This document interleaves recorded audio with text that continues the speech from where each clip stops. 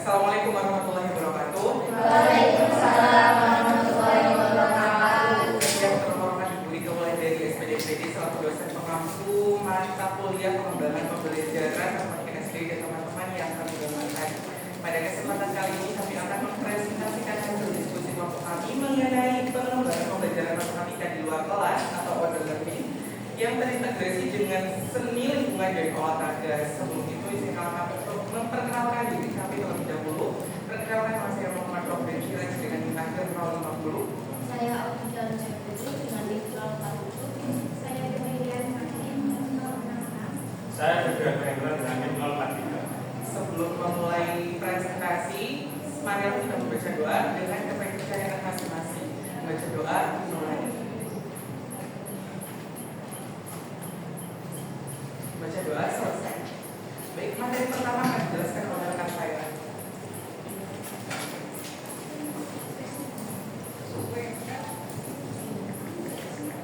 Materi yang pertama yaitu pengertian pembelajaran matematika di luar kelas atau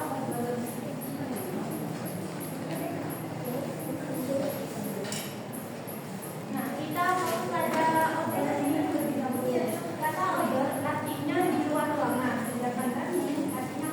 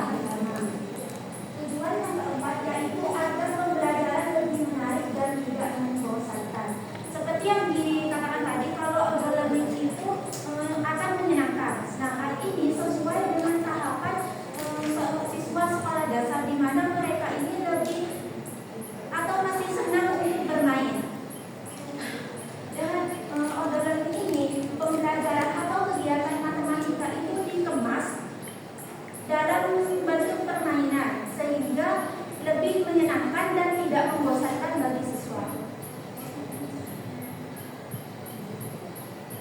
Nah, selanjutnya pada tujuan yang kelima, yaitu agar siswa lebih terlatih untuk menghargai pendapat teman dan mengungkapkan ide mereka sendiri dengan lebih baik.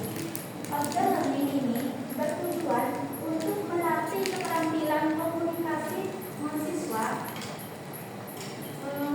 di mana siswa itu akan belajar berkomunikasi dan berdiskusi dengan temannya secara efektif. Yang keenam, yaitu agar siswa lebih terlatih untuk mengembangkan keterampilan sosial siswa. Selain untuk mengembangkan keterampilan komunikasi, outdoor learning ini juga bertujuan untuk membantu siswa mengembangkan keterampilan sosial mereka, di mana dalam proses pembelajaran outdoor learning ini nanti siswa itu akan bekerja sama, bergotong royong dan memecahkan masalah bersama. Selanjutnya, pada tujuan yang terakhir, yaitu agar siswa dapat belajar secara aktif, kreatif, dan akrab dengan lingkungan sekitarnya. Nah, dalam hal ini, guru itu berperan sebagai fasilitator yang membantu siswa dengan memfasilitasi eksplorasi secara langsung siswa.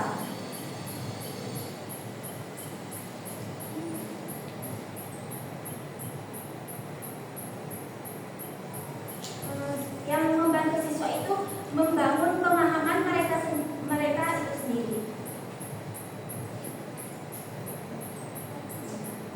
Materi selanjutnya akan dilanjutkan oleh rekan saya. Baik, selanjutnya adalah kelebihan dan kekurangan pembelajaran matematika dalam kelas atau outdoor learning.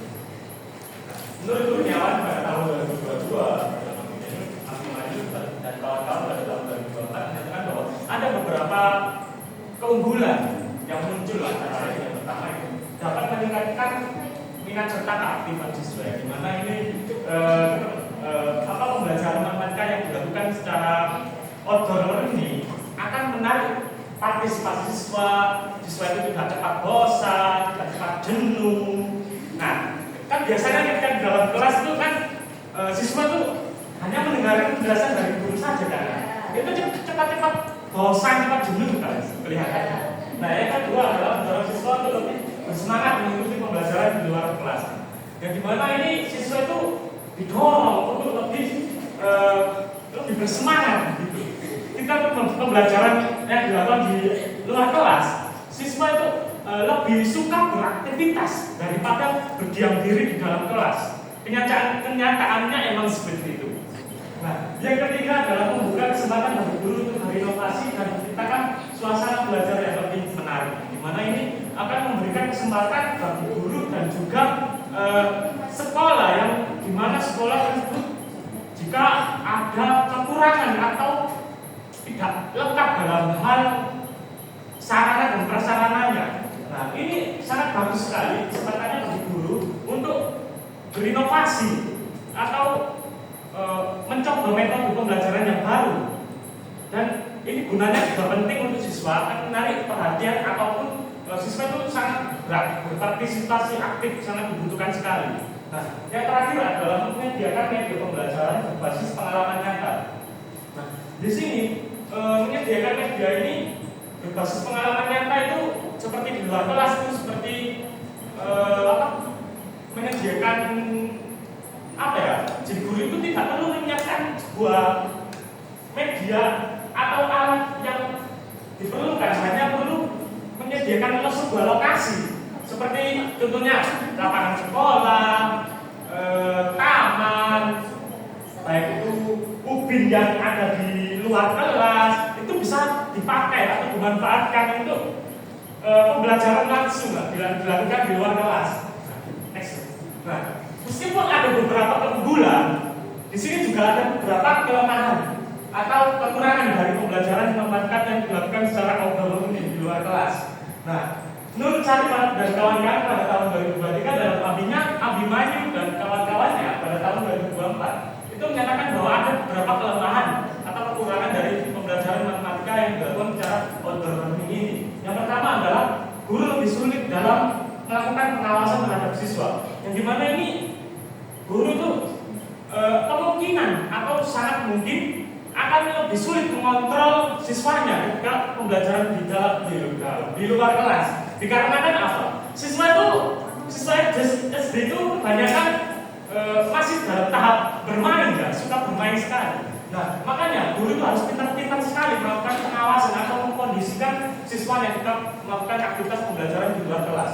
Nah, selanjutnya adalah pendidik harus berupaya lebih keras untuk menjaga fokus siswa. Nah, dimana ini seorang pendidik atau calon guru, kita sebagai calon guru, baik itu guru yang ada di sekolah, itu harus mendorong atau mengkondisikan peserta didiknya tetap fokus pada topik materi, pada pembelajaran matematika. Jadi harus mengkondisikan siswanya agar siswanya ini benar-benar melakukan aktivitas pembelajaran di luar kelas seperti mencatat data, seperti tadi lapangan sekolah, mengukur lapangan sekolahnya berapa meter gitu. Itu harus benar-benar melakukan aktivitasnya. Nah, yang terakhir adalah kegiatan ini juga cenderung menyita banyak waktu. Nah, ini juga kekurangan yang sangat mengkhawatirkan dikarenakan guru itu perlu menyiapkan beberapa perencanaan terlebih dahulu, persiapannya yang panjang dan tahap evaluasinya nanti seperti apa. Jadi ini harus dipersiapkan benar-benar matang bagi seorang guru yang memakai metode ini. Itulah enak nggak enaknya dari pembelajaran metode outdoor learning. Selanjutnya akan dijelaskan oleh Oke, selanjutnya terkait hal yang perlu diperhatikan dalam outdoor learning. Tadi saya sudah menyebutkan beberapa kelemahan dari outdoor learning.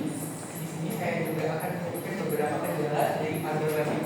Meskipun pembelajaran di luar kelas itu memberikan banyak nilai plus, tetapi tidak utuh pada kendala ataupun hambatan-hambatan itu juga bisa terjadi.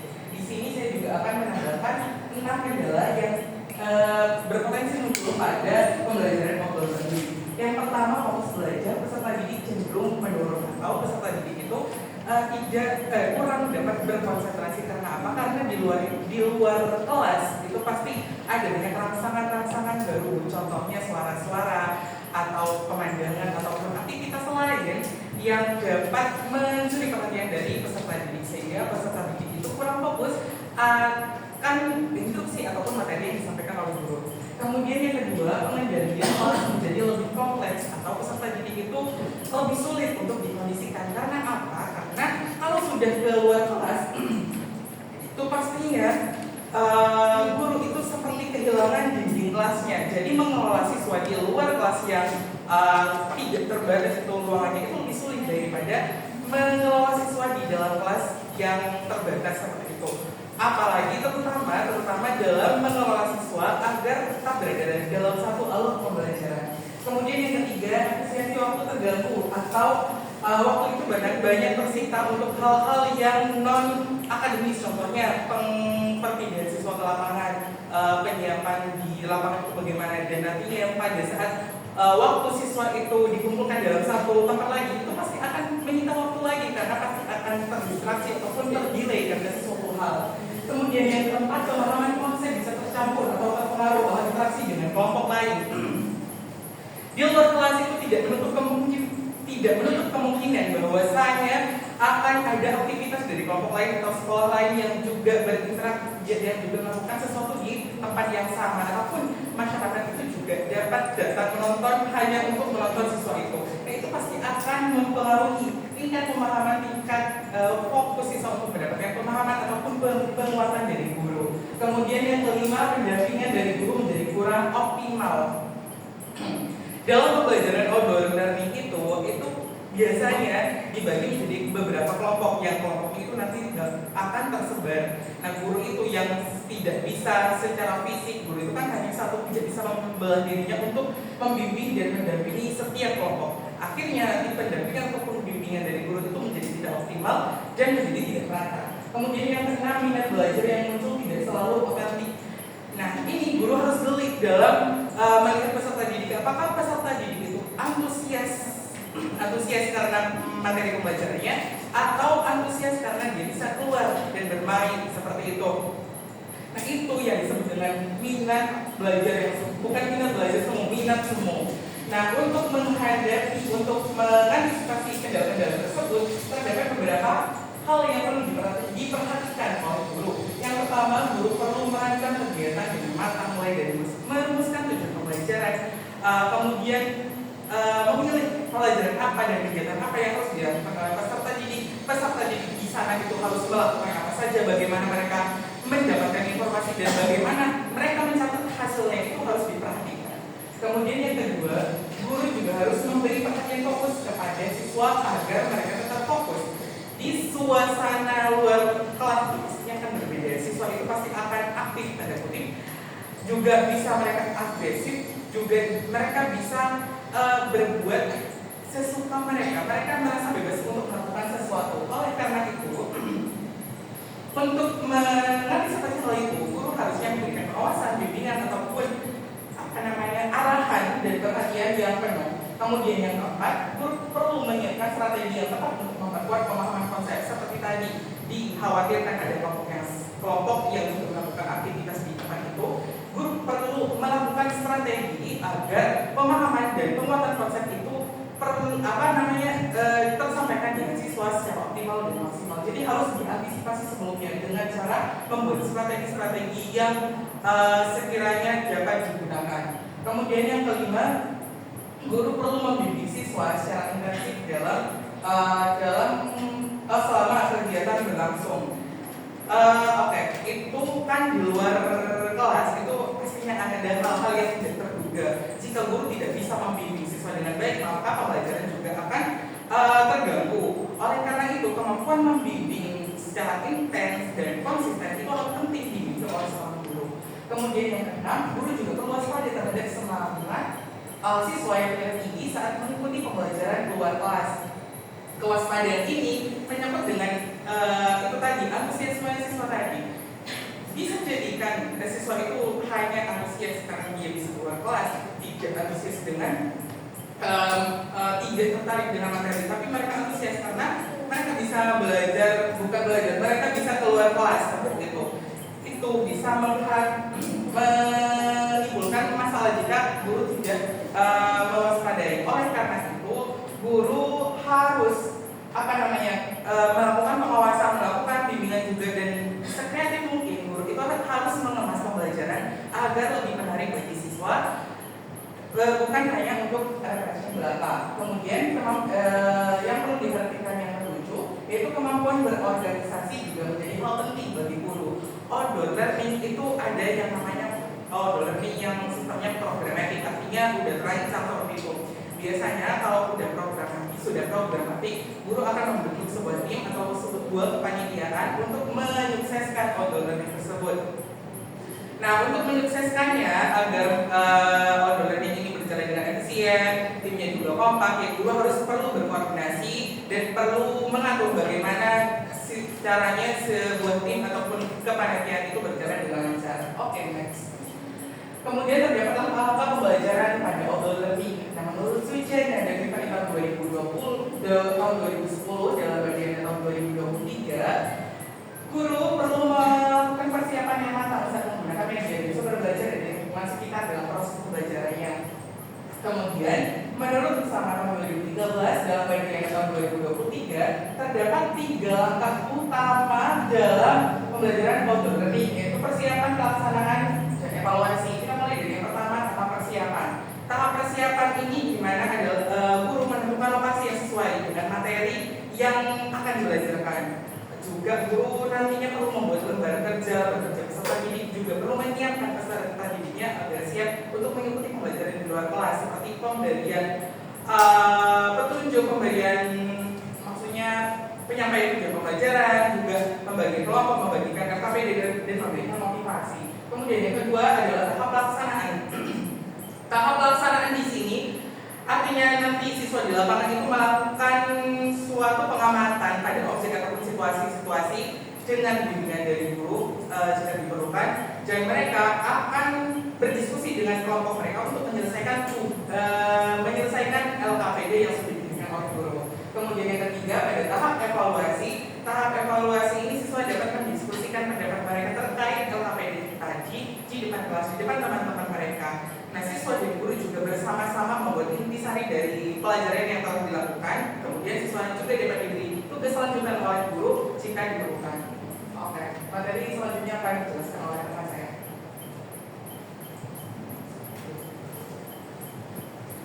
Baik, selanjutnya adalah pengembangan pembelajaran matematika di luar kelas atau learning yang terintegrasi dengan lingkungan.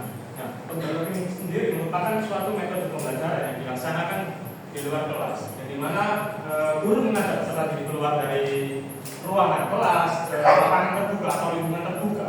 Nah, tujuannya tidak hanya untuk memperluas wawasan siswa mengenai alam sekitar, tapi juga untuk menciptakan suasana belajar yang lebih fresh, lebih segar. Untuk siswanya juga sangat penting. Nah, sehingga mereka tidak cepat merasa jenuh selama proses pembelajarannya. Nah, selanjutnya adalah menurut bersama pada tahun 2013 dalam Daya dan Negara pada tahun 2023, ini ada beberapa langkah-langkah mengenai pengembangan pembelajaran matematika di luar kelas atau outdoor learning yang terintegrasi dengan lingkungan.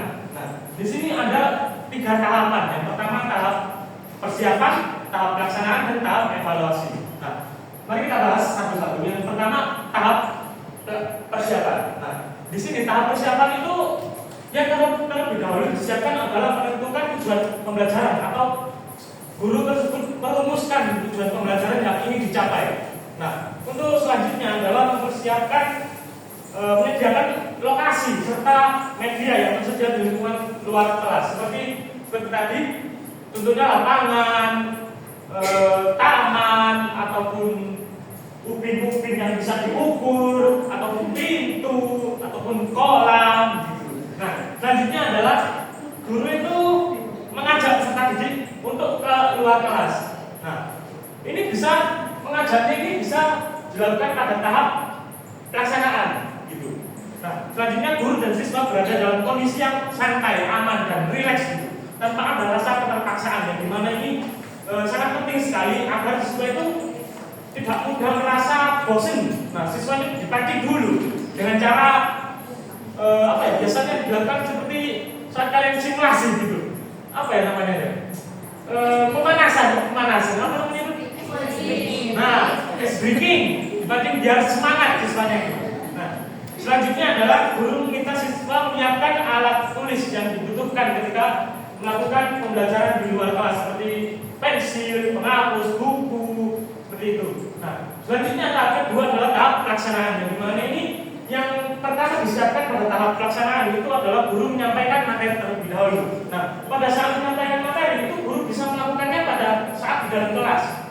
Nah, agar apa? Siswanya tidak merasa terganggu atau teralihkan fokusnya ketika di luar kelas, gitu. Karena siswa itu SD itu mudah sekali mengalihkan fokusnya. Nah, ini juga sangat penting untuk menjelaskan materinya di dalam kelas seperti tujuan disesuaikan juga dengan tujuan pembelajarannya. Kayak misalnya bangun ruang nih, disesuaikan dengan rumusnya mengenai luasnya, kelilingnya. Nanti peserta didiknya harus ngapain ketika di luar kelas.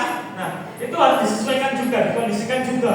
Nah, selanjutnya pada tahap pelaksanaan ini ada, siswa juga mendengarkan penjelasan atau memperhatikan penjelasan dari guru ketika di dalam kelas. Nah, siswa juga diberikan kesempatan untuk bertanya apa yang mereka tidak dipahami. Contohnya seperti bagaimana jika mengukur sebuah sebuah luasnya ketika itu bangun ruangnya itu berbentuk segitiga, bukan persegi.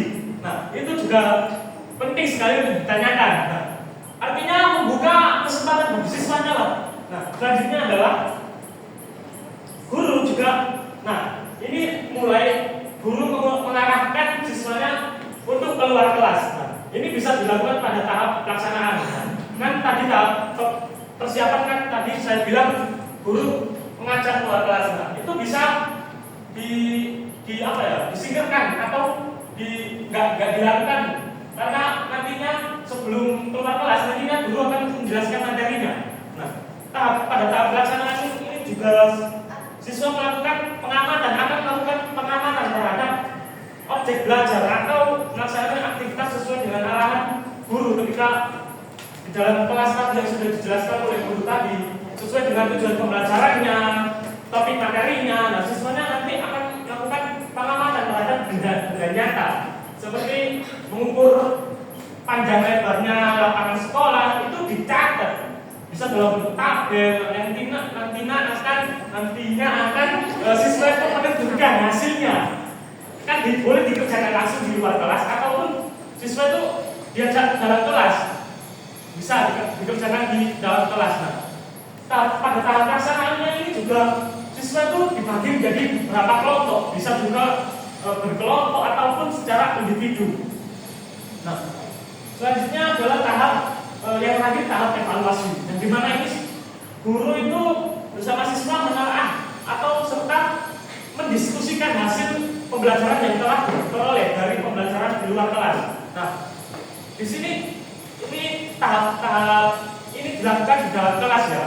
Itu mendiskusikan pembelajaran yang sudah diperoleh seperti tadi mencatat lapangan sekolah, panjang dan lebarnya berapa, itu bisa dikerjakan di dalam kelas dan mendiskusikannya dengan kelompoknya atau secara individu atau bertukar pikiran dengan gurunya, berkolaborasi dan mengkondisikannya. Nah, selanjutnya ada guru dan siswa menyusun kesimpulan materi dari hasil pembelajaran di luar kelas yang didapatnya. Ini siswa dan guru menyimpulkan materinya. Seperti halnya jika tadi bangun ruang tadi rumusnya disesuaikan dengan rumusnya, luasnya, kelilingnya. Itu ketika mengukur sebuah lapangan sekolah panjang dan lebarnya itu bisa dikerjakan dan dikaitkan dengan materi topik bangun ruang. Disesuaikan juga luasnya, rumus luasnya berapa dan rumus kelilingnya berapa, seperti itu. Nah, selanjutnya adalah guru meminta siswa menyampaikan pengalaman dan kesannya. Pengalamannya seperti apa, kesannya seperti apa, itu bisa disampaikan di dalam kelas secara langsung. Nah, itu juga sangat penting bagi guru untuk mengevaluasi metode jika ingin menggunakan metode pembelajaran outdoor learning ini. Selanjutnya adalah guru melakukan atau memulai penilaian terhadap pembelajaran yang sudah dilakukan di luar kelas atau sudah dilakukan oleh siswanya. Nah, di sini guru melakukan sebuah penilaian atau mendata hasil pekerjaan siswanya. Nah, selanjutnya ada guru memberikan pekerjaan rumah untuk tindak lanjutnya. Seperti siswa itu jika tidak memahami atau tidak bisa mengerjakan, itu guru bisa memberikan sebuah tindak lanjut atau pekerjaan rumah atau disebut PR. Nah, itu contohnya seperti memberikan tugas disuruh mengukur pintu rumah, disuruh mengukur ubin di rumahnya, nanti diukur, setelah itu dicatat, setelah itu dikerjakan, hasilnya berapa, nanti dibawa ke sekolahan ketika masuk sekolah. Nah, di situ nanti akan dilakukan penilaian lebih lanjut. Oke, next. Nah, penerapan integrasi pembelajaran matematika di luar kelas atau outdoor learning dengan lingkungan. Dengan metode ini, siswa diberikan kesempatan untuk belajar secara langsung dari pengalaman nyata atau lingkungan sekitar yang dijadikan sumber pengetahuan, sehingga pembelajaran terasa lebih nyata, menyenangkan dan penuh makna. Nah, di sini juga ada 3 topik materi. Itu bisa dikaitkan dengan metode pembelajaran di luar kelas. Yang pertama adalah topik geometri. Nah, pada topik geometri dapat dipahami melalui kegiatan mengukur benda nyata, seperti halnya mengukur dimensi meja, kursi, pintu seperti panjang, lebar dan tingginya berapa. Kan di kantin kan biasanya ada meja, kursi, itu bisa digunakan untuk media. Diukur panjangnya berapa, lebarnya berapa, nah itu bisa digunakan. Nah, melalui pengukuran benda nyata ini, siswa tidak sekedar mengingat rumus geometri, tetapi juga mampu mengaplikasikannya dalam kehidupan sehari-hari. Nah, pada yang kedua itu adalah bisa dikaitkan dengan materi statistika, dapat dikaitkan dengan aktivitas pengumpulan atau pengelolaan data di lapangan. Nah, melakukan pengumpulan data sederhana, misalnya menghitung jumlah jenis-jenis tumbuhan, mencatat jumlah mobil ketika melintas di luar sekolah dalam kurun waktu 10 menit, itu bisa digunakan sebagai media juga, gitu. Nah, melalui kegiatan tersebut, siswa terlatih untuk berpikir kritis, Dikarenakan belajar cara mengumpulkan, mengolah, dan menyajikan data dalam bentuk tabel, grafik, atau diagram. Yang terakhir adalah konsep luas dan volume. Bisa dipraktekkan secara langsung di ruang terbuka, dan di mana ini peserta dapat mengukur seperti tadi meja kantin, panjangnya berapa, lebarnya berapa, kemudian dikaitkan dengan rumus luas panjang dan lebarnya. Peserta juga dapat mengukur volume kolom. Misalnya ada di sekolah itu ada kolam air atau kolam ikan ya, itu bisa digunakan sebagai media juga. Nah, melalui kegiatan ini siswa juga mampu mengaitkan teori dengan kondisi nyata serta melatih kemampuan mereka dalam menyelesaikan persoalan-persoalan matematika yang menurut mereka sulit dipahami. Nah, selain itu, siswa akan memahami bahwa penerapan konsep luas dan volume itu juga memiliki peran penting dalam berbagai bidang ya, seperti pertanian, pembangunan, ataupun bidang-bidang arsitek.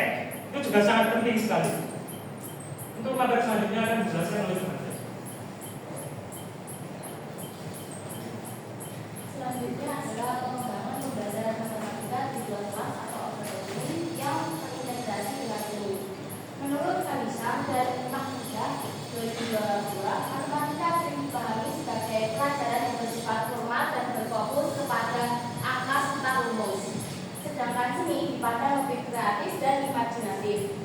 Pada hal keduanya memiliki keterkaitan melalui konsep bentuk, simetris, volume, dan proporsi.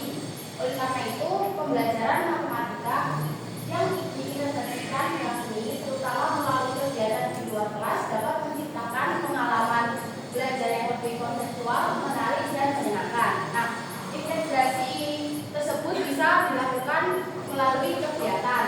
Contohnya seperti siswa dapat membuat miniatur bangun ruang dari bahan alam seperti balok kayu, terus tanah liat, kardus bekas. Nah, untuk mempelajari konsep volume atau luas permukaan. Nah, mempelajari bentuk bangun rumah adat, terus candi, masjid yang memuat unsur kubus, prisma, juga tabung atau limas. Nah, bisa juga dikaitkan atau dipadukan dengan contoh alat musik tradisional yang berbentuk tabung atau kerucut seperti gendang atau angklung. Nah, pendekatan ini tidak hanya memperdalam pemahaman konsep matematika, tetapi juga menumbuhkan kreativitas, kemampuan berpikir kritis, serta keseimbangan antara logika dan imajinasi. Selain itu, suasana belajar menjadi lebih rileks, kolaboratif, dan dapat meningkatkan motivasi siswa. Nah, selanjutnya ada langkah-langkah pengembangan pembelajaran matematika di luar kelas yang terintegrasi dengan seni. Yang pertama yaitu mengidentifikasi konsep matematika dan seni. Nah, guru di sini menentukan materi matematika seperti bangun data seperti persegi, segitiga, lingkaran. Lalu memiliki unsur seni seperti menggambar pola, juga kolase. Contohnya materi keliling atau luas bangun datar, dan ditambah seni yaitu membuat pola hias. Yang kedua, merencanakan kegiatan yang terintegrasi. Guru merancang aktivitas yang menggabungkan materi matematika dengan materi seni yang ada di luar kelas. Contohnya, siswa mengamati bentuk bangun datar di halaman sekolah, lalu siswa menggambar menggunakan kapur, lalu mengembangkannya menjadi motif hias. Yang ketiga, mempersiapkan alat dan bahan. Guru dan siswa menyiapkan alat dan bahan seperti kapur, penggaris, meteran, kertas berwarna, lem, dan gunting. Yang selanjutnya memberikan instruksi yang jelas. Guru menjelaskan tujuan pembelajaran seperti mengukur sisi bangun, menghitung luas atau permukaan, juga mengubah menjadi karya seni. Selanjutnya aktivitas pembelajaran di luar kelas. Siswa menggambar persegi atau segitiga di lantai. Selanjutnya mengukur panjang sisi, menghitung menghitung keliling atau luas, juga membuat kolase motif dari bentuk tersebut. Selanjutnya, refleksi dan diskusi. Siswa diminta untuk menceritakan proses atau kesulitan dalam kegiatan pembelajaran tersebut. Siswa juga diminta untuk menyebutkan menggunakan konsep matematika apa yang digunakan. Selanjutnya, evaluasi pembelajaran. Guru menilai siswa dengan yang pertama penilaian kognitif yang menggunakan hasil perhitungan dari luas atau permukaan. Yang kedua, penilaian efektif dari kerjasama atau partisipasi. Yang ketiga yaitu penilaian psikomotorik, yaitu kualitas dan kreativitas karya seni. Selanjutnya, pengembangan pembelajaran matematika di luar kelas atau outdoor learning yang terintegrasi dengan olahraga. Menurut Mustafa atau 2021 menekankan bahwa pendidikan jasmani memberikan pengalaman belajar yang menyenangkan dan membantu siswa mengekspresikan diri. Integrasi matematika dengan olahraga merupakan strategi yang menghubungkan konsep matematis dengan aktivitas fisik secara langsung melalui kegiatan seperti menghitung kecepatan, pengukuran sudut, atau analisis hasil permainan. Siswa dapat memahami matematika secara langsung nyata. Pendekatan ini juga meningkatkan kebugaran tubuh, keterampilan motorik, motivasi, serta perkembangan sosial siswa. Nah, di sini contohnya penerapannya antara lain menghitung kecepatan dari aktivitas lari, jarak dibagi waktu, mempelajari sudut atau dan peluang melalui permainan sepak bola, membandingkan hasil lompat jauh untuk memahami rata-rata dan perbandingan, sehingga menggunakan data skor basket atau voli untuk melakukan perhitungan. Selanjutnya, langkah-langkah pengembangan pembelajaran matematika di luar kelas yang terintegrasi dengan olahraga. Yang pertama yaitu menentukan tujuan pembelajaran. Guru memilih materi matematika yang sesuai, semisal kecepatan, yaitu jarak dibagi waktu. Yang kedua yaitu menganalisis potensi aktivitas olahraga. Guru memilih aktivitas yang mendukung pengukuran jarak dan waktu. Contohnya yaitu lari jarak pendek di lapangan. Yang ketiga yaitu merancang pembelajaran di luar kelas. Siswa berlari sejauh jarak tertentu, kemudian mencatat waktu menggunakan stopwatch. Selanjutnya yaitu menyiapkan alat media dan lingkungan. Guru dan siswa juga menyiapkan alat dan bahan seperti meteran, stopwatch, lintasan lari, atau lembar catatan data. Yang kelima, melaksanakan pembelajaran di luar kelas, yaitu siswa bergiliran lari dalam jarak 20 meter dan mencatat waktunya. Yang keenam adalah mengolah data dan melakukan analisis matematika, yaitu siswa menghitung kecepatan. Kecepatan yaitu jarak dibagi waktu. Semisal contoh larinya dalam jarak 20 meter dibagi waktunya 5 menit, yaitu dapatnya 4 meter per detik. Yang ketujuh, melakukan diskusi dan refleksi bersama. Membandingkan kecepatan setiap siswa dan berdiskusi faktor yang mempengaruhi hasilnya. Yang ke-8, melakukan penilaian hasil belajar. Guru menilai kemampuan menghitung kecepatan, partisipasi, juga dari kerjasamanya. Yang ke-9, melakukan evaluasi dan tindak lanjut. Guru meninjau apa yang berjalan baik dan merencanakan pengembangan kegiatan berikutnya. Selanjutnya akan saya sampaikan. Saya berharap teman-teman sudah mampu dan tetap berkonsentrasi. Selanjutnya, kalau kita akan lanjutkan kepada integrasi matematika dengan teknologi digital. Nah, ada yang namanya Math City Map atau MCM. Tapi sebelum masuk ke MCM, kita harus mengenal dulu yang namanya material. Math itu matematika, trail itu jejak ataupun jalur. Nah, material adalah suatu perjalanan yang dirancang menemukan unsur-unsur matematika di lingkungan sekitar.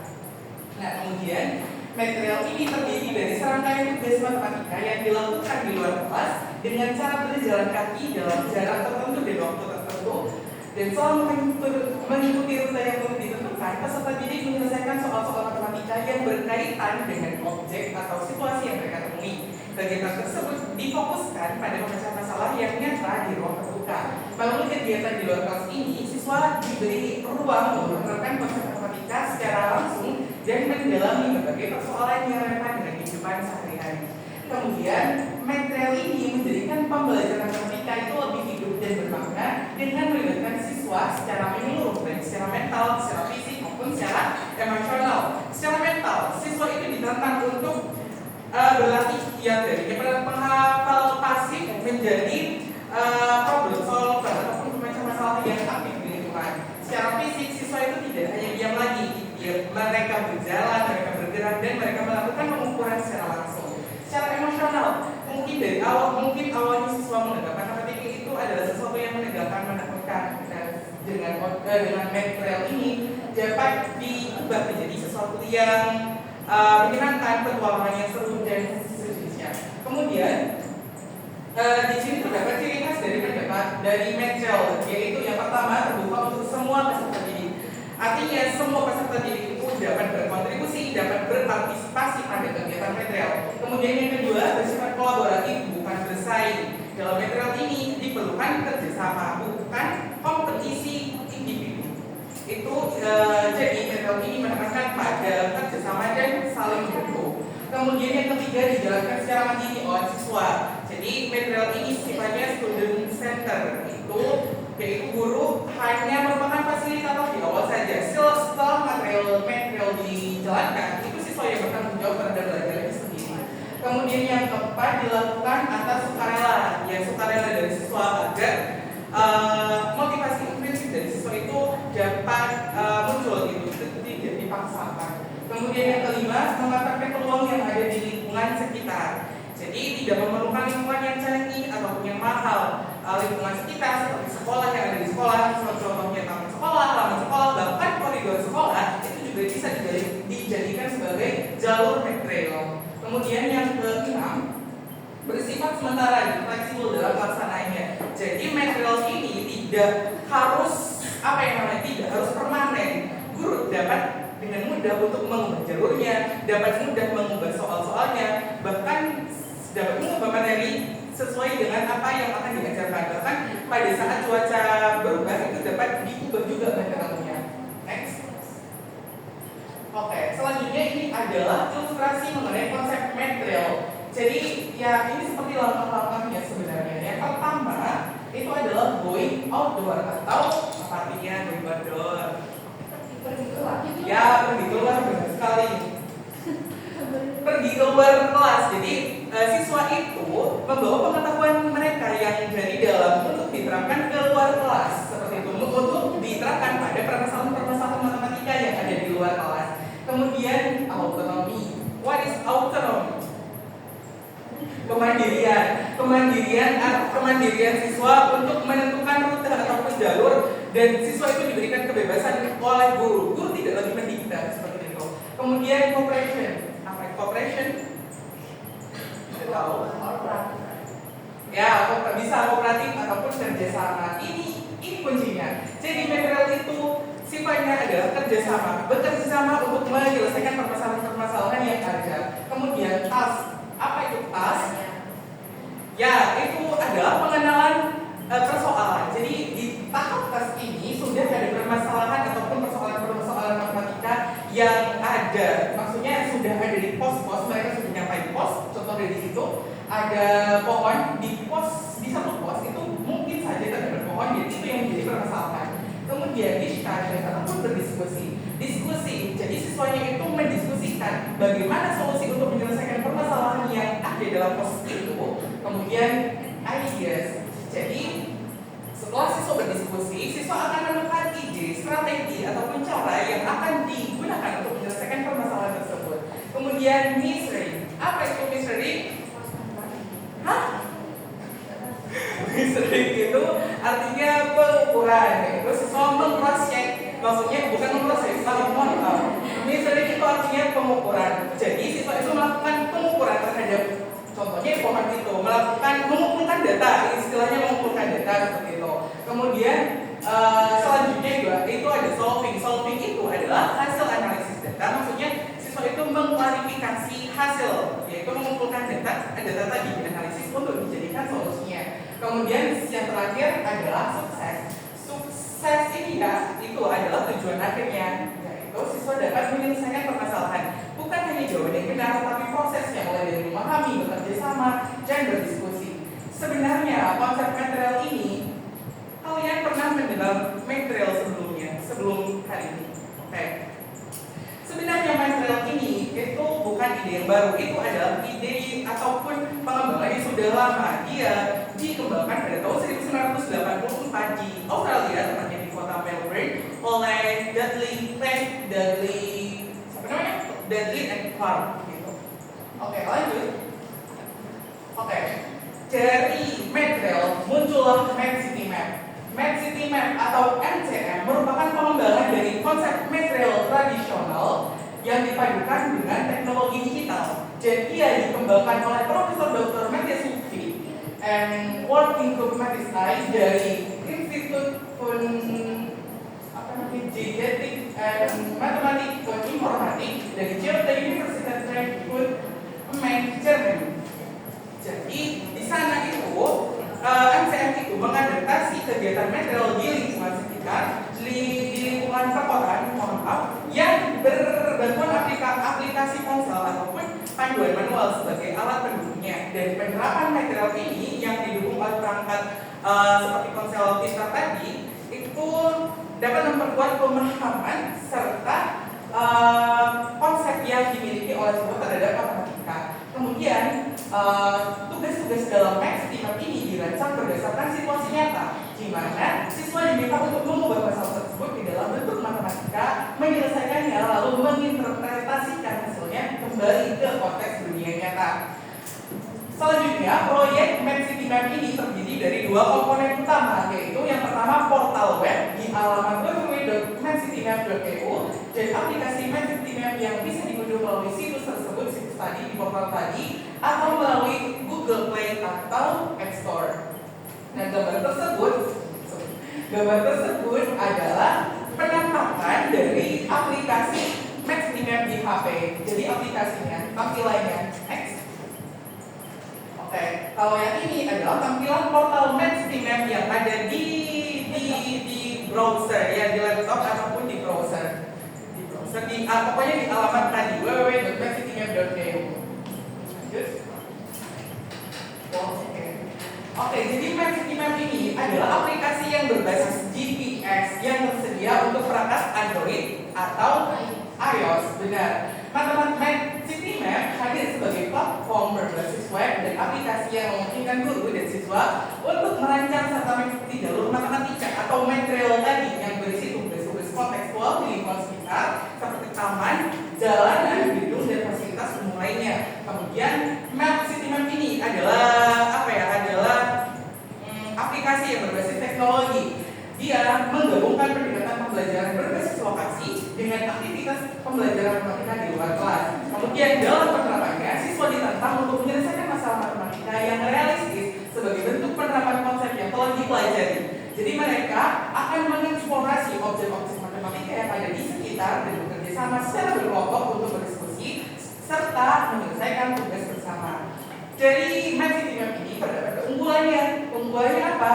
Keunggulannya dia bisa meningkatkan motivasi belajar siswa karena City Map ini dirancang seperti permainan. Kemudian City Map ini juga merupakan aplikasi berbasis Android yang dapat diakses kapan saja dan di mana saja. Jadi fleksibel. Kemudian yang ketiga, fitur yang tersedia juga mendorong terciptanya kerjasama antar siswa dalam menyelesaikan tugas.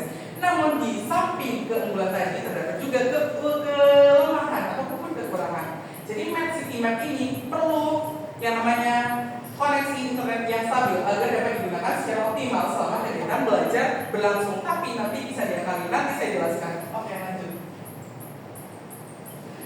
Oke, tadi seputar pengenalan Map City Map. Sekarang cara penggunaan dari Map City Map. Yang pertama, teman-teman bisa perhatikan agar nanti bisa dapat dipraktekkan ya. Saya nanti bukan praktek. Yang pertama, guru matematika menyusun jalur map trail yang berisi sejumlah tugas, dikenal sebagai Map City Map task atau tugas Map City Map berdasarkan tema dan lokasi tertentu. Tugas-tugas tersebut kemudian dihubungkan dengan titik-titik koordinat di GPS dan diunggah ke portal Map City Map sehingga siswa dapat mengaksesnya melalui aplikasi Map City Map. Oke. Sebelum dapat membuat tugas, pastinya yang pertama ada beberapa hal yang perlu dilakukan. Yang pertama, seperti pada umumnya, melakukan registrasi pada aplikasi Map City Map atau pada browser dengan mengetik alamat www.mapcitymap.eu. Kemudian terlihat, nah di sini itu ada beberapa informasi yang harus kalian masukkan. Contohnya username, first name, last name, country, city, dan lain-lain.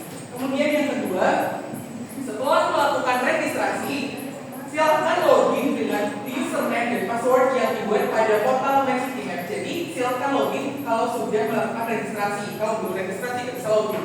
Kemudian yang ketiga, membaca informasi atau fitur yang tersedia pada portal Map City Map. Jadi setelah login, kalian bisa membaca segala sesuatu yang ada di sini. Kalian bisa membaca portal informasi, baik itu tutorial, publikasi, berita, dan lain-lainnya.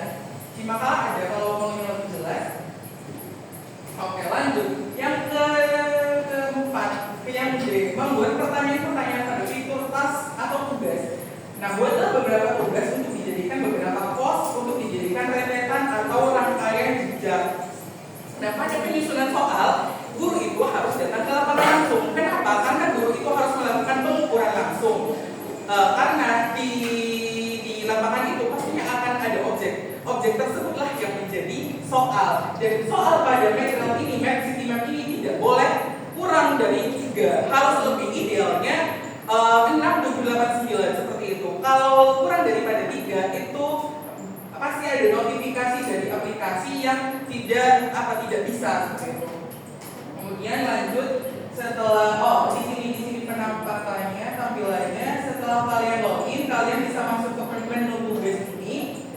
Masuk lagi pada ini icon plus. Kemudian setelah menekan icon plus, kalian diarahkan untuk mengisi informasi-informasi terkait soal yang akan dibuat. Contohnya, yang pertama itu gambar terkait apa yang akan menjadi permasalahan. Itu yang pertama. Kemudian letak koordinat dari objek yang menjadi persoalan itu yang kedua. Kemudian selanjutnya kalau sudah mengisi semua informasi ataupun penugasan yang ada di sini tadi, di sini sebenarnya bukan cuma gambar dan koordinat, tapi nanti juga ada pertanyaannya apa, jawabannya apa, dan bagaimana seperti itu. Setelah semuanya selesai, kalian bisa klik buat. Itu secara manual kalau membuat soal yang seperti ini. Ada juga cara yang otomatis dan lebih cepat, namanya memakai Task Wizard. Jadi di sini itu ada icon seperti tongkat sihir gitu. Kemudian kalian bisa klik. Kemudian ada tampilan Task Wizard. Nah, di sini kalian diminta untuk mengisi materi itu tentang apa, bangunnya apa, kemudian luasnya, ukurannya berapa, seperti itu. Kalian tinggal klik dan itu bakal muncul sendiri nanti soal dan jawabannya beserta perintilannya. Nah, itu tadi membuat task atau penugasan. Sekarang kita membuat trail. Trail itu adalah jalur tugasnya. Kalau tugasnya itu ada di titik-titik tertentu, nah trail ini adalah penghubung menuju dari titik 1 ke pos 2, ke pos 3, ke pos 4, itu namanya trail.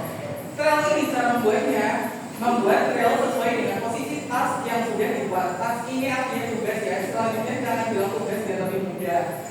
Kemudian setelah semua tugas dibuat, kita masuk ke menu trail ini. Silakan pencet trail. Kemudian ada icon plus di trail itu. Yang langkah kedua silakan dilihat. Kemudian setelah menekan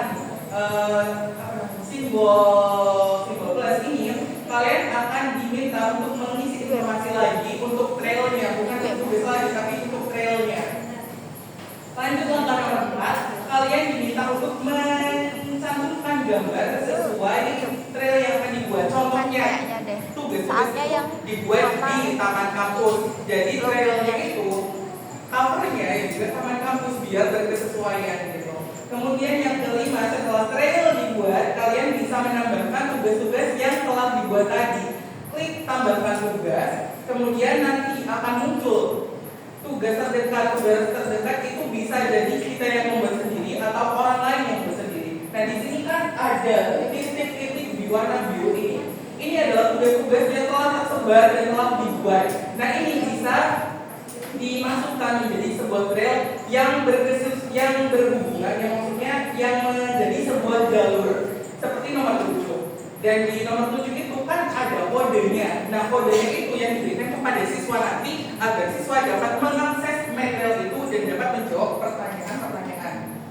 Kemudian trail yang memuat tas ataupun trail yang memuat tugas juga dapat diunduh dan dicetak jika tidak memungkinkan untuk menggunakan aplikasi secara digital.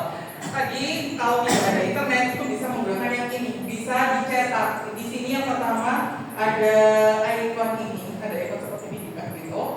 Kemudian silakan diklik masuk pada lembar kerja. Lembar kerja itu diklik, kemudian diunduhlah si map itu. Kemudian akan muncul tampilan muncul file seperti yang nomor 4. Ini akan bisa digunakan untuk pembelajaran tanpa menggunakan HP. Jadi ini bisa dicetak dan bisa menjadi lembar kerja bagi siswanya. Oke, lanjut. Trail yang sudah terdapat alur tas sudah dapat digunakan untuk pembelajaran dengan cara memberikan kode yang tersedia pada trail dan sifatnya privat. Artinya yang dapat mengakses hanya dapat yang hanya mempunyai kode. Kemudian trail dan tas yang dibuat dapat dipublikasikan agar dapat diakses dan digunakan oleh pengguna Map yang lain secara umum. Namun masih harus dilakukan review oleh reviewer. Lanjut, trail yang sudah dibuat dapat dibuat lagi menjadi kelas digital yang nantinya dapat dijadikan perlombaan atau games karena terdapat skor dan maksimal waktu yang harus ditempuh oleh setiap peserta didik ataupun kelompok. Oke, jadi trail itu yang sudah dibuat itu bisa dipublikasi ataupun secara privat. Kalau secara privat itu hanya orang-orang yang mendapatkan kode yang bisa mengaksesnya. Kalau yang secara umum yang sudah publikasi itu secara umum, jadi tinggal pencet trailnya itu aja itu sudah bisa terbuka trailnya. Kalau privat itu harus menentukan kode terlebih dahulu. Tapi untuk mempublikasikannya itu harus dilakukan review terlebih dahulu oleh reviewer dari Map itu sendiri. Oke, lanjut. Ini caranya yang membuat kelas digital. Di sini di trail ini ada icon seperti classroom ini. Ini namanya digital classroom. Kemudian ditambah diklik lagi ini ada juga icon tambah. Kemudian kita bisa menambahkan trail yang tadi itu menjadi kelas digital. Lanjut kita akan memasukkan informasi-informasi yang dibutuhkan. Contohnya nama kelas digitalnya itu apa, bisa dibuat sendiri. Tanggalnya, jamnya berapa, durasi waktu yang ingin diberikan itu berapa. Setelah dibuat, setelah informasi itu diisi semua, kita bisa langsung klik buat. Lanjut, nah ini masuk kalau sudah selesai, kita akan mendapatkan kode seperti ini. Nah kode yang ini yang akan diberikan kepada peserta didik ataupun kelompok-kelompok yang akan mengikuti kelas digital. Nah bedanya apa dengan kelas yang sebelumnya? Kalau di kelas digital ini kita itu dapat memantau apa saja yang dilakukan oleh peserta didik yang masuk ke dalam trail ini. Yang pertama itu kita bisa memantau sebanyak apa siswa itu sudah menjawab soalnya. Di sini ada 4 lingkaran hijau, berarti siswanya itu berarti sudah menjawab soal sebanyak 4 dan hasilnya benar. Kalau ini masih belum menjawab soal. Kemudian di sini ada simbol 1. Simbol 1 ini menandakan dia melakukan chatting dengan kita. Nah, lanjut kita bisa mengirimkan pesan ke semua peserta. Maksudnya kita bisa mengirimkan instruksi kepada peserta. Contohnya waktu kurang 5 menit lagi itu bisa dikirimkan lewat sini. Nanti akan muncul notifikasi di Map semua peserta. Kemudian kita juga dapat melihat riwayat apa saja yang sudah mereka lakukan di nomor 8 ini. Kemudian yang ke-9 ini adalah tampilan chatting kita dengan para peserta. Jadi jika peserta ini bertanya, kita bisa menjawabnya seperti itu. kelas digital. Kalau kelas sebelumnya itu tidak bisa. Sepertinya kita harus langsung ke sini saja ya, biar lebih jelas. Langsung ke map-nya saja. Ya. Kita masuk ke portal terlebih dahulu, tapi ini Portal. Bentar, pelan-pelan. nah, oke. Kita cari bangkalan. Portal, Bangkalan. Oke, setelah itu kalau kita mau membuat tugas, kita klik dulu simbol menu tugas ini.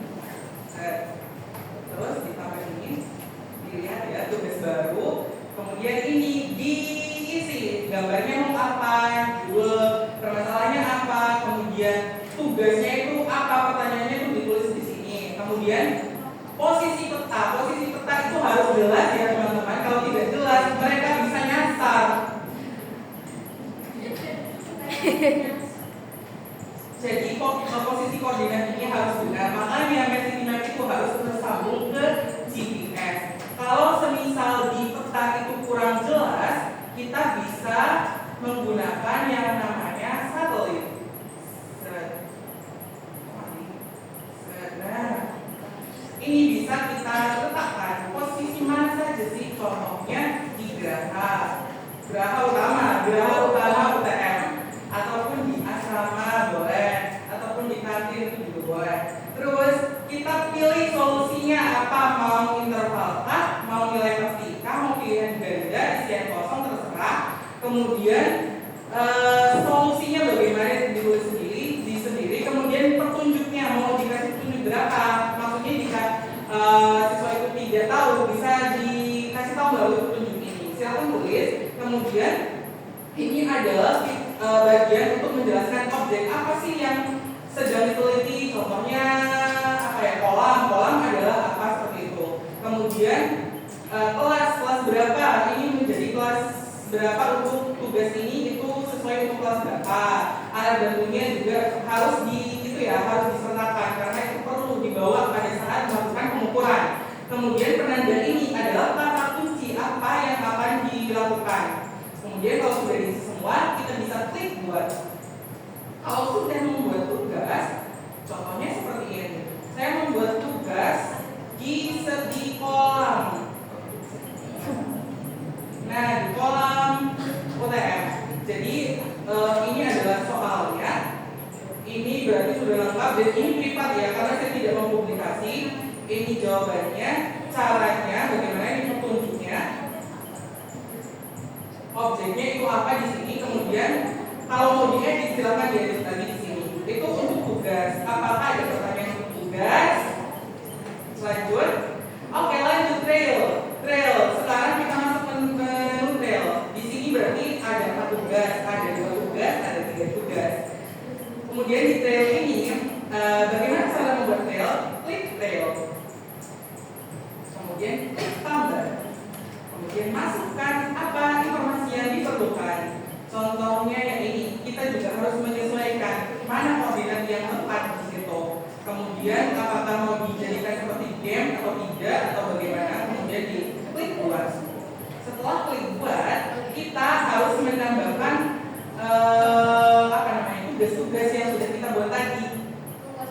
Tugas-tugasnya itu di sini. Berarti dia tugasnya ini, tugas untuk trail yang ini sama kampus UTM ini, tugasnya itu ada 6. 6-nya itu di mana saja di sini,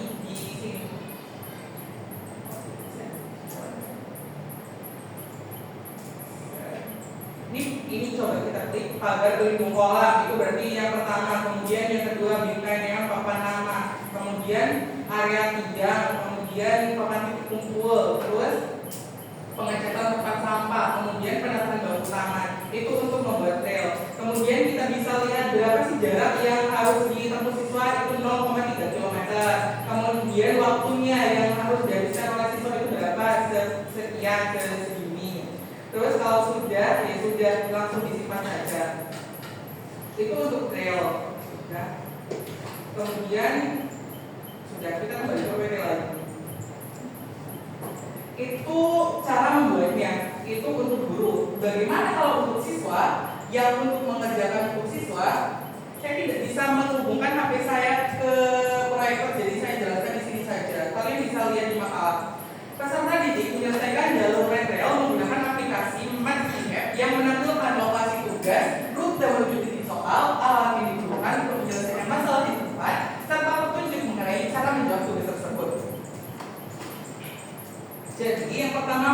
ke aplikasi Mapcity-Map, kemudian tambahkan trail, kemudian klik icon di pojok atas itu. Nah, setelah itu akan muncul seperti ini. Nah, kalian harus memasukkan kode yang sudah dibuat on dulu tadi, kemudian klik tambah, kemudian download trail, kemudian bisa memulai trail. Setelah kita mengklik mulai trail, itu akan muncul soal-soal di titik-titik mana saja yang ada. Kemudian kita bisa melihat di sini di icon bendera ini. Kalau kita klik icon bendera ini, itu akan muncul list tugas yang harus kita lakukan. Kemudian kita bisa menuju tugas. Tugasnya itu ini, tugas yang kita lihat tadi, yang diulang dulu tadi. Nah ini, pagar pelindung kolam. Kemudian kalau sudah mendiskusikan tugas ini, jawaban kalian bisa dimasukkan ke sini dan bisa dicek. Kemudian kalau jawabannya itu benar, akan muncul seperti ini. Kalau kita mengklik icon lampu, itu akan menampilkan petunjuk. Jadi petunjuk-petunjuknya itu bisa muncul. Nah ini kalau sudah benar akan muncul icon seperti ini, hijau. Kemudian kalau jawaban salah, salah. Terus kalau sekiranya jawabannya saat ini terlalu sulit, kita bisa skip ke tugas selanjutnya. Kalau yang di skip itu akan muncul icon seperti ini. Kemudian kalau sudah selesai semua, bisa klik trail selesai. Kemudian akan muncul seperti ini dan skornya itu berapa. Dan klik OK. Setelah OK, berarti semuanya sudah terisi. Nah itu untuk yang kelas biasa. Sekarang kita masuk kelas digital. Langkah-langkah pengerjaan kelas digital itu sama seperti tadi, mendapatkan mendapatkan kodenya itu sama, cuma ada huruf S-nya di depan. S itu artinya sesi atau session. Kemudian kita lanjut tambah, kemudian kita klik lanjut. Kemudian kalau di kelas digital itu biasanya timnya itu namanya kelompok apa, kelompok biru atau kelompok merah atau apa. Terus anggotanya itu siapa saja, itu bisa dicantumkan, terus bisa masuk. Download trail, mulai trail, sama seperti pengerjaan tadi. Kalau sudah trail selesai, muncul trail selesai. Trail sudah selesai semuanya. Kemudian bedanya di kelas digital dengan kelas biasa itu ada dua icon ini. Icon yang pertama untuk menghubungi guru, mengechat guru seperti yang saya tampilkan di awal, bisa di-chat lewat sini. Kemudian yang kedua ada icon keluar. Jadi setelah siswa kan di kelas digital ini ada durasi waktu yang ditentukan. Kalau durasi waktunya itu masih ada dan kita sudah selesai, kita bisa keluar duluan dari sesi. Klik iya dan sesi selesai. Oke. Terus kalau sudah, ini akan menampilkan trail-trail apa saja yang sudah kita kerjakan. Nah, langkah terakhir pada Mapcity-Map ini, setelah menjawab soal, siswa akan langsung menerima umpan balik dari sistem secara otomatis. Jadi kalau siswanya menjawab benar, ya akan dapat umpan balik benar. Kalau salah, dapat umpan balik salah, ataupun mendapatkan umpan balik contohnya dari guru tadi. Kemudian Mapcity-Map ini menyajikan soal-soal matematika yang berbasis objeknya tadi, matematika seperti yang sudah dijelaskan, sehingga pengguna dapat mengasah keterampilan mereka secara langsung. Kemudian dalam penerapannya, siswa belajar matematika dengan cara berkomunikasi, membangun koneksi antar konsep, menggunakan penerapan logis dan menyelesaikan masalah secara aktif.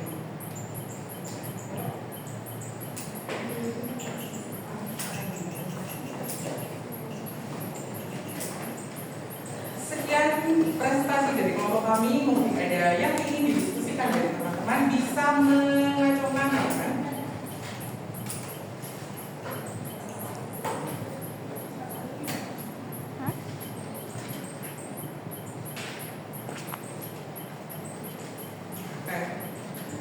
Gimana dia videonya? Aku di mana? Balik aja. Aduh. Oke, baik. Izin bertanya.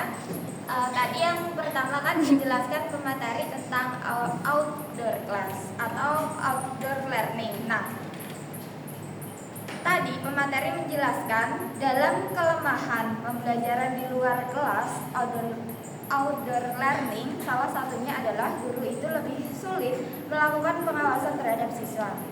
Nah, tadi juga dijelaskan pemateri juga bahwa guru tersebut itu harus pintar-pintar dalam mengawasi siswanya. Pertanyaannya, bagaimana cara yang dapat dilakukan oleh guru agar guru tersebut itu lebih mudah dalam mengawasi siswanya? Apakah guru tersebut harus menyiapkan aturan-aturan terlebih dahulu ataupun batasan, seperti batasan area yang jelas sebelum kegiatan outdoor learning tersebut dimulai? Serta bagaimana cara atau hal yang dapat dilakukan oleh guru dalam mengkondisikan siswanya dalam outdoor learning? Berikan contoh dan solusinya. Kemudian pertanyaan yang kedua tentang Med City Map.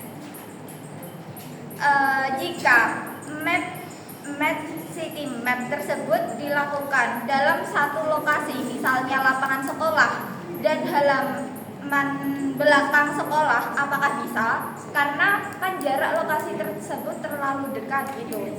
Soalnya itu kalau lokasinya terlalu jauh dari sekolah, itu guru mengawasinya itu kesulitan atau sulit mengawasi siswa yang banyak jika jarak Med City Map atau pembelajarannya itu terlalu jauh.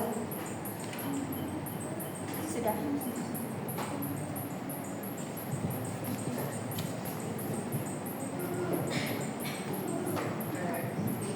Ada lagi dari teman-teman?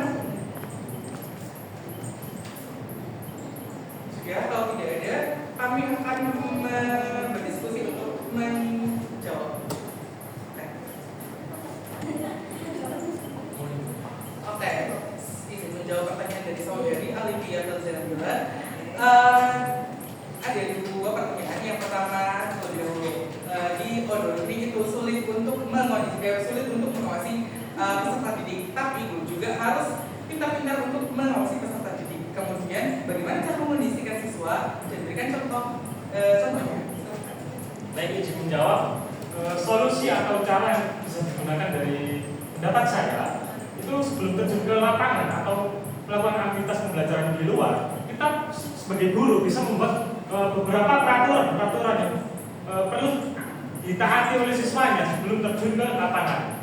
Seperti halnya misalnya peraturan pertama, nah siswa itu harus tetap misalnya berkelompok nih, siswa itu harus tetap bersama kelompoknya, gitu. Nah, yang kedua, siswa juga dalam anggota kelompok itu masing-masing siswanya juga mengawasi anggota kelompoknya.